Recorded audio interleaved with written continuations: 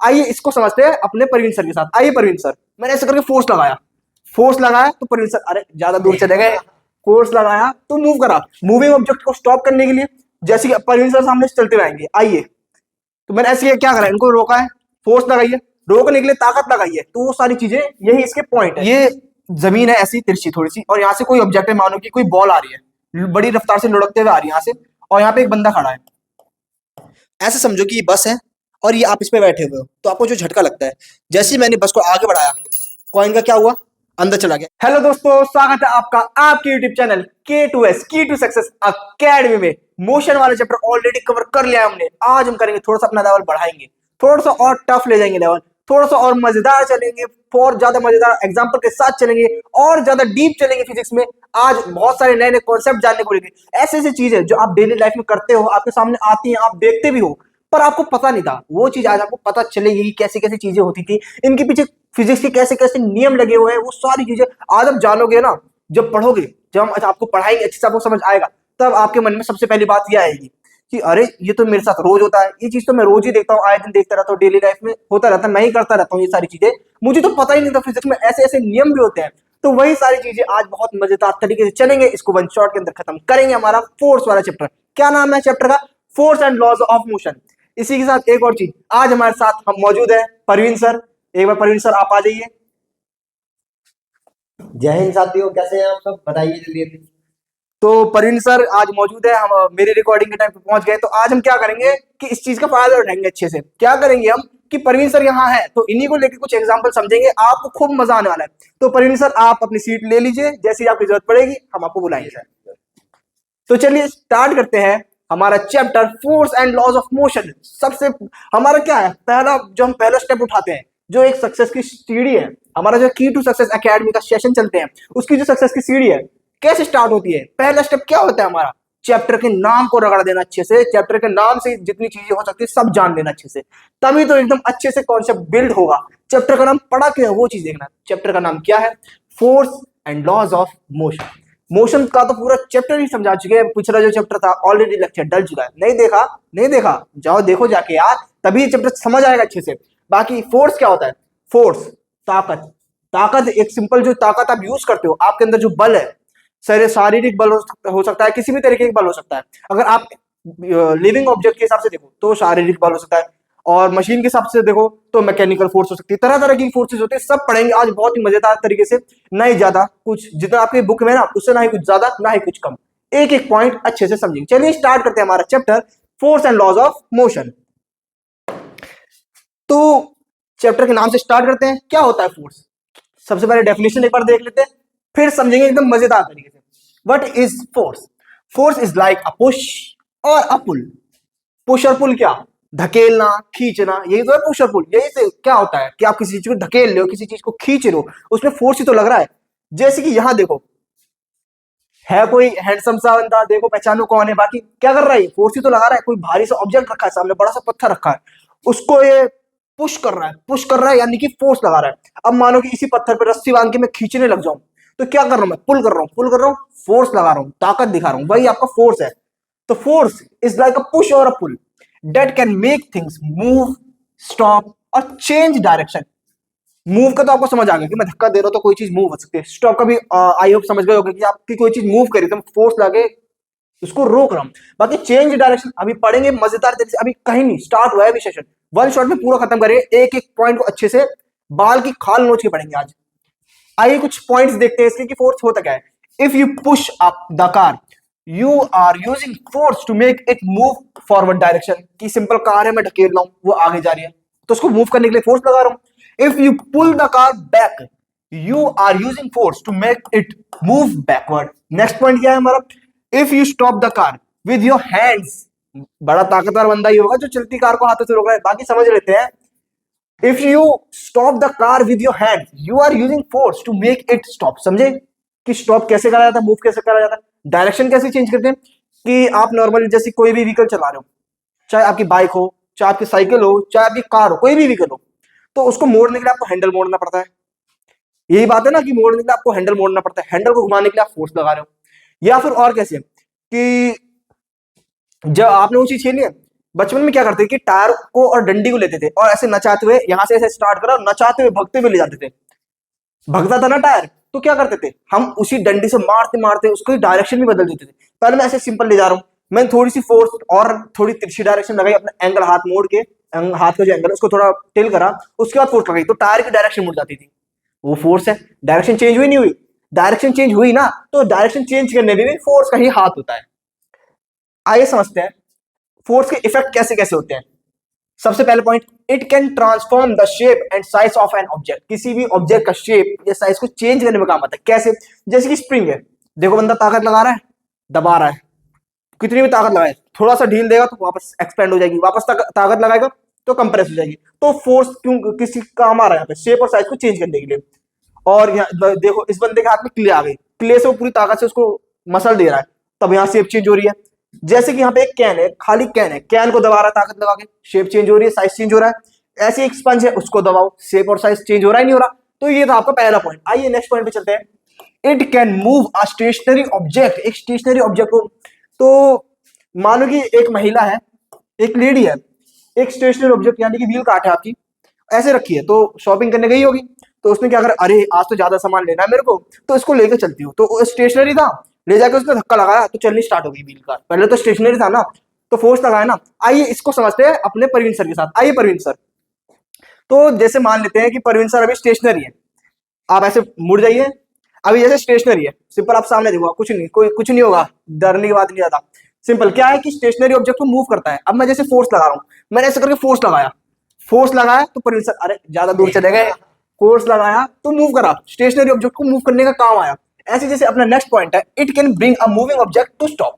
Moving object को stop करने के लिए, जैसे कि परवीन सर सामने से चलते हुए आएंगे, आइए, तो मैंने ऐसे क्या करा, इनको रोका है, फोर्स लगाइए, रोकने के लिए ताकत लगाइए, तो वो सारी चीजें यही इसके पॉइंट है। अब थैंक यू प्रवीण सर, अभी जरूरत पड़ेगी तो आपकी पूरा यूज करेंगे। आज प्रवीण सर की मौजूदगी हमारे लिए फायदेमंद है, अच्छे से समझेंगे हम। तो आपका क्या था नेक्स्ट पॉइंट कि it can bring a moving object to stop. अगला क्या है, it can either speed up और slow down a moving object. किसी भी ऑब्जेक्ट को जो उसकी स्पीड होती है उसको चेंज करने के लिए।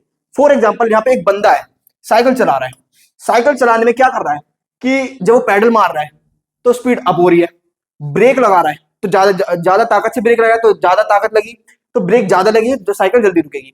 ऐसी एक और एग्जांपल समझते हैं कि कोई बॉक्स है, कोई ऑब्जेक्ट है, सामने स्लाइड है, ये जमीन है ऐसी तिरछी थोड़ी सी, और यहाँ से कोई ऑब्जेक्ट है, मानो कि कोई बॉल आ रही है, बड़ी रफ्तार से लुढ़कते हुए आ रही है यहाँ से, और यहाँ पे एक बंदा खड़ा है।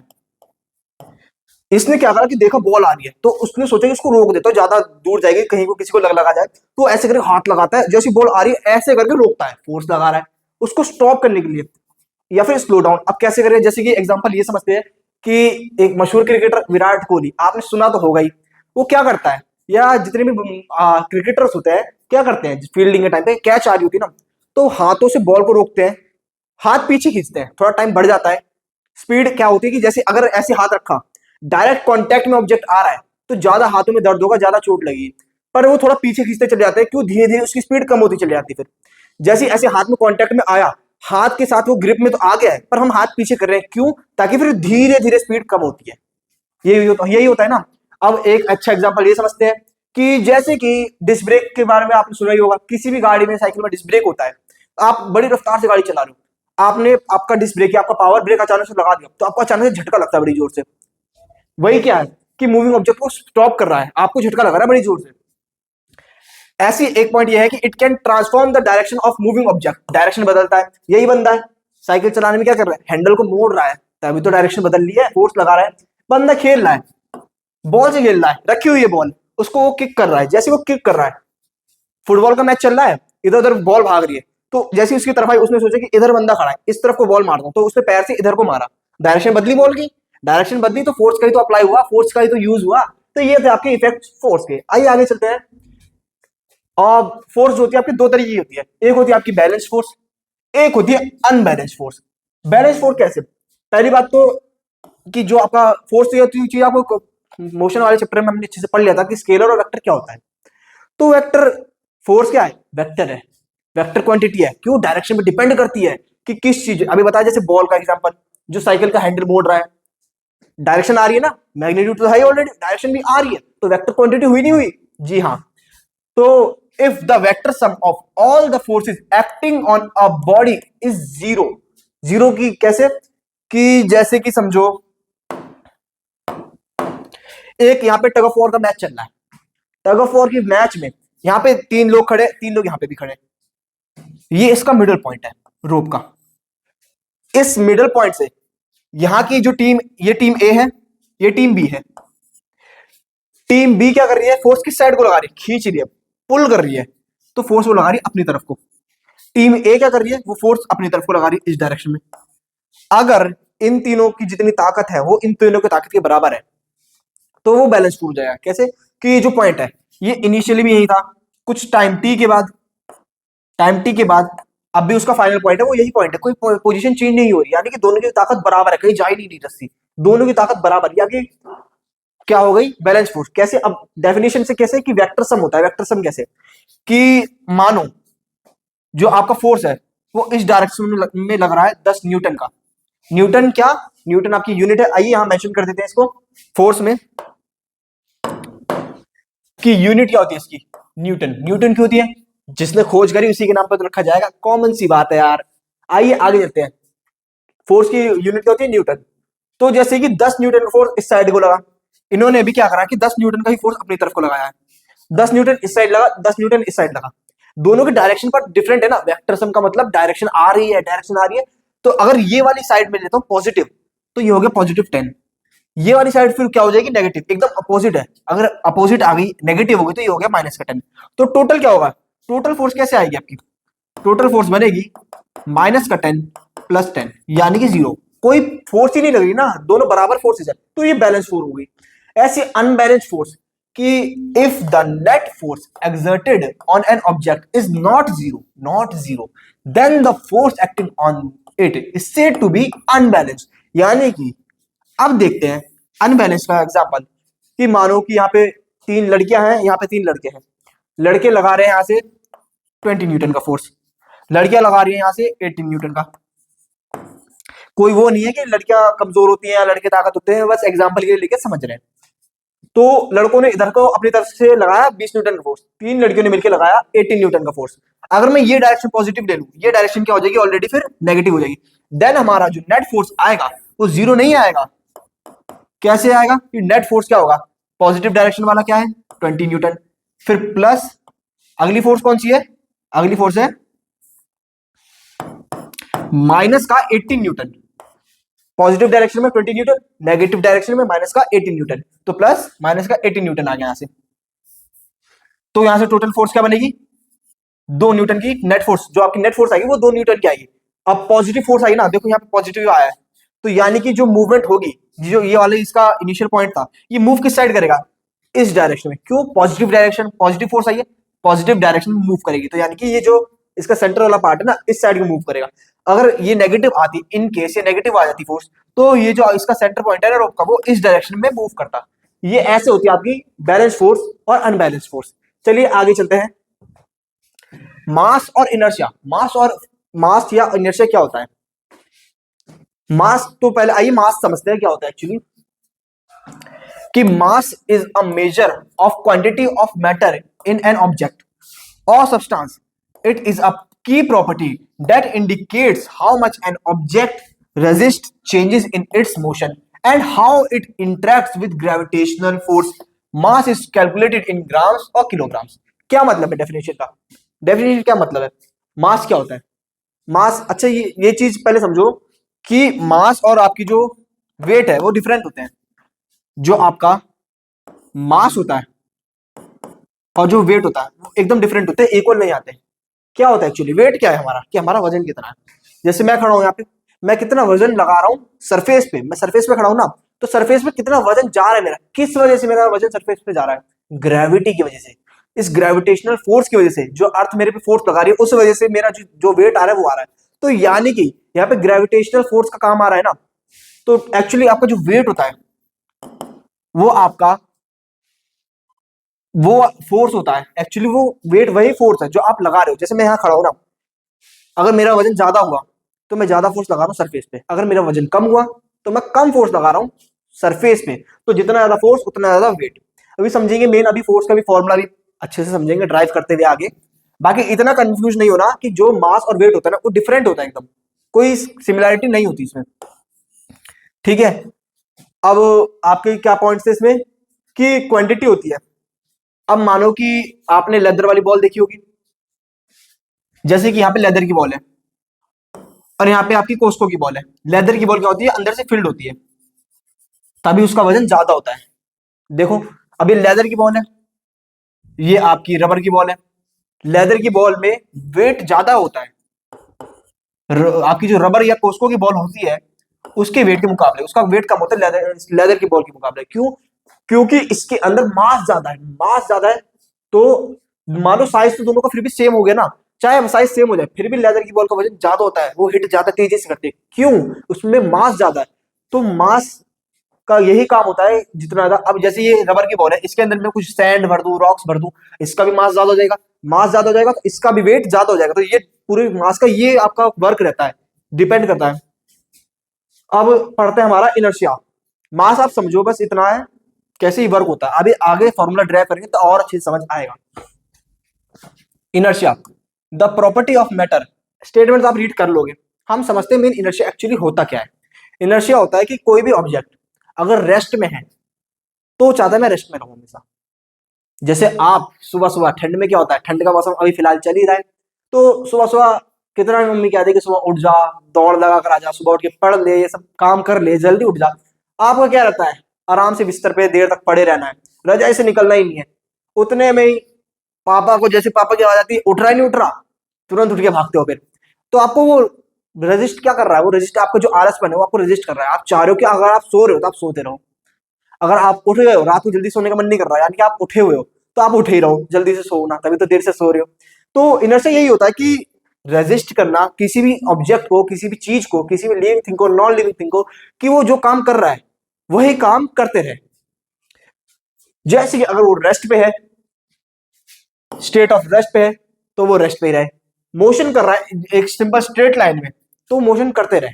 सिंपल स्ट्रेट लाइन में यूनिफॉर्म मोशन क्या मतलब है कि मानो कि आसपास हमारी ग्रेविटी नहीं है, कोई फोर्स भी नहीं है, एयर भी नहीं चल रही, सिंपल एकदम जैसे स्पेस है, यूनिवर्स का एरिया जो है आपका ब्लैक एरिया पूरा, वहां पे कोई फोर्स नहीं है, कोई फोर्स ही नहीं है। तो वहां पे मैंने अगर कोई चीज, कोई भी ऑब्जेक्ट मानो इसको मैंने सिंपली ऐसे फेंक दिया, मैंने 2 न्यूटन की फोर्स से फेंका, ये 10 मीटर पर सेकंड की स्पीड से जा रही है, तो ये 1 साल बाद भी 10 मीटर पर सेकंड की स्पीड से चलती चली जाएगी, रुकेगी ही नहीं, कंटिन्यूस नहीं चलेगी। क्यों? क्योंकि इस पर कोई फोर्स नहीं लग रहा।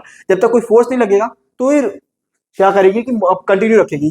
तो इनर्शिया का काम क्या रहता है, इनर्शिया मेनली स्पेस में आपको ज्यादा अच्छे से समझ आएगा कि क्या होगा, रेजिस्ट करना किसी भी चीज को जो वो काम ऑलरेडी कर रहा है। अब मानो कि मेरे सामने कोई ब्लॉक रखा हुआ है, कोई पत्थर रखा हुआ है, जैसे कि हमारी जो फर्स्ट लाइट थी, यहाँ पे रॉक रखा हुआ है, तो ये हमेशा ऐसे ही रखा रहेगा जब तक इसको छेड़ा ना जाए, जब तक कोई इसको धक्का ना दे, कोई फोर्स ना लगाए इसमें, तो ये हमेशा ऐसे ही रहेगा। तो ये इसका इनर्शिया हो गया। मानो कि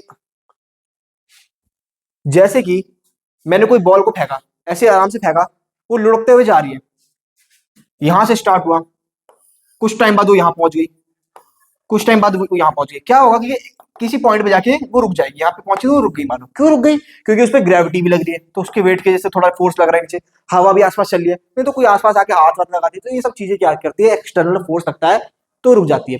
एक बहुत ही मस्त सा, एक मजेदार सा एग्जाम्पल समझते हैं कि आप बस में जैसे कि खड़े होते हो, बड़ी रफ्तार में बस चल रही है, आप ऐसे आराम से खड़े हो, अचानक से अभी आपका क्या है ना, आपका जो मोड क्या है, मोशन का मोड है कि अगर आप कंटिन्यूस चल रहे हो तो चलते ही रहो, अचानक से ब्रेक लगता है तो आप आगे को भग के आते हो। क्यों?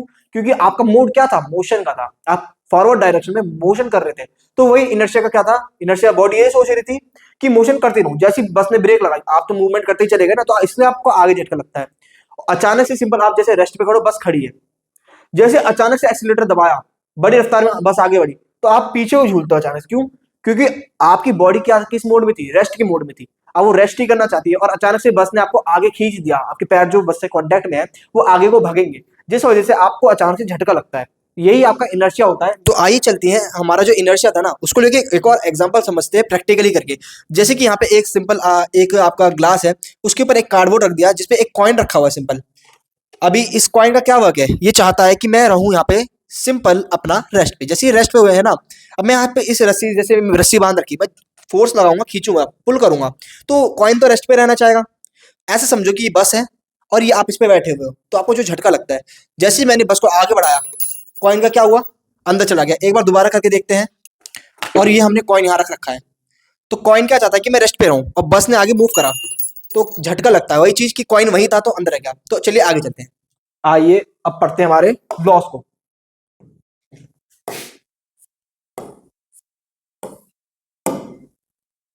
लॉज होते कुछ हमारे, जो हमारे धुरंधर साहब है, न्यूटन साहब, उन्होंने कुछ कानून दिए थे, जो जिनमें से तीन इंपॉर्टेंट जो मेजर कानून है ना, जो सबसे ज्यादा पॉपुलर है, जो एकदम नींव है फिजिक्स की, जिनसे फिजिक्स शुरुआत ही होती है, जो फिजिक्स की एबीसीडी मान लो ये होती है। वो चीज आपके इसलिए 9th क्लास में मेंशन कर रखी है, क्यों? क्योंकि अभी आप जैसी छोटी क्लास में 12th तक अगर आप साइंस साइड लेके पढ़ोगे ना, तो वहां पे आपको इसी से और हार्ड और अपग्रेडेड लेवल पे पढ़ना पड़ेगा। तो नींव तो यहीं से स्टार्ट होगी। आइए पढ़ते हैं पहला नियम, Newton first law of motion, जिसको आप लॉ ऑफ इनर्शिया भी कहते हो। लॉ ऑफ इनर्शिया से काफी हद तक आप समझ गए, बहुत से लोग समझ गए होंगे कि अगर इनर्शिया आ गया तो इसी से रिलेटेड कोई नियम होगा। तो फर्स्ट जो आपका आपका जो स्टेटमेंट होती है ना इनर्शिया की, वही ऑलमोस्ट फर्स्ट लॉ ऑफ आपका मोशन है। An object at rest stage at rest, and an object in motion stage in motion with the same speed and the same direction unless acted upon by a force। Same direction का क्या मतलब है कि जैसे मैंने बताया ना कि मैं स्पेस में हूं, मैंने कोई ये स्टाइलर समझो कि फेंक दिया, वो सिंपल ऐसे चलते चलेगा कॉन्स्टेंटली, सिंपल जो स्पीड से था उसी से चलते चलेगा। जब तक मैं इस पे ऐसे हाथ मार दूं तो इसकी डायरेक्शन थोड़ी मुड़ जाएगी, तब भी चलता चले जाएगा। मैं हाथ थोड़ी फोर्स लगा रहा हूँ, फिर डायरेक्शन मुड़ गई थी, फिर ये चलता चला गया।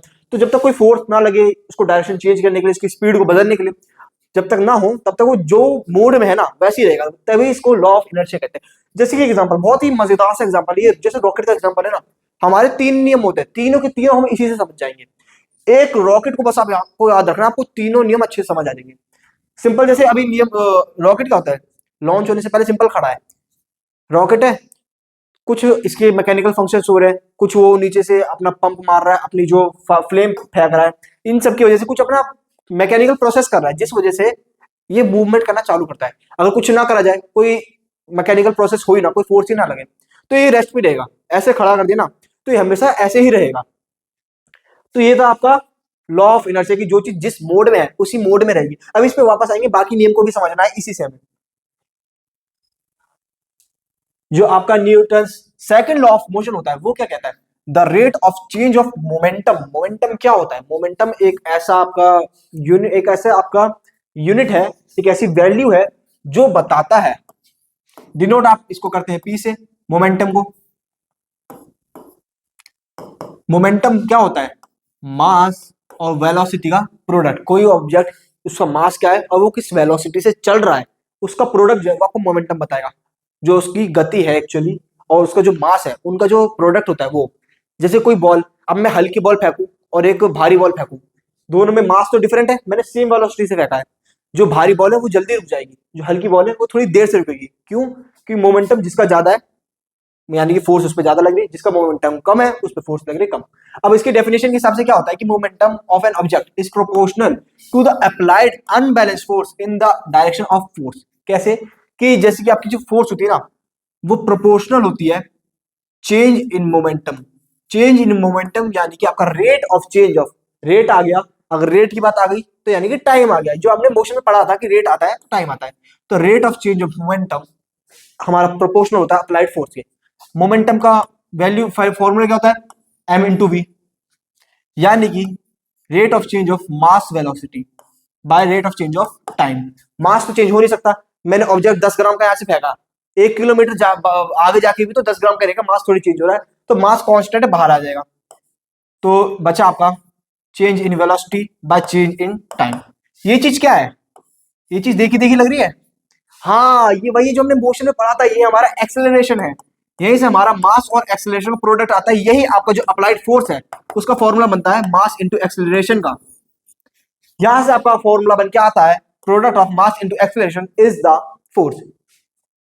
थर्ड लॉ पे आते हैं कि Newton third law of motion क्या कहता है, for every action there is an equal and opposite reaction. कोई भी एक्शन करते हो उसका इक्वल एंड अपोजिट रिएक्शन होता है। जैसे कि यहाँ बलून है, इक्विलिब्रियम पे है, इक्विलिब्रियम यानी कि समझो आप रेस्ट पे है, इसका एक नाम ये भी है। ये थोड़ा हार्ड पड़ जाएगा अगर आपको, तो आप बोल सकते हो कि रेस्ट पे है। ये बलून अभी रेस्ट पे है। जैसे इस बंदे ने छोड़ा तो क्या होगा कि अंदर जो हवा भरी है वो नीचे को फेंक दी जाएगी। वो कुछ फोर्स लगा रही है, गुब्बारे में जो हवा है वो फोर्स लगा रही है नीचे की साइड को, उसने फोर्स लगाया नीचे की साइड को, यानी कि एक्शन हुआ नीचे की साइड को, मूव किधर कर रहा है वो ऊपर की साइड को। जैसे कि हमारा रॉकेट था, रॉकेट क्या करता है कि जो अपनी फ्लेम छोड़ता है ना, अपनी फ्लेम को नीचे के डायरेक्शन में छोड़ता है। क्यों? कि जितनी ज्यादा ताकत वो नीचे लगा रहा है उतनी ताकत से वो ऊपर को उठेगा, जितना ज्यादा ऊपर उठ रहा है। यही आपका थर्ड लॉ बताता है कि every action has same and opposite reaction. यही चीज आपको बताती है।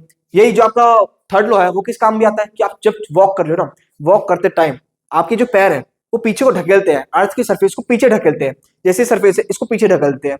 अब मास किसका ज्यादा है? आपका ज्यादा, अर्थ का ज्यादा है? आपका कम है, अर्थ का ज्यादा है। तो कौन मूव करेगा? आप मूव करोगे।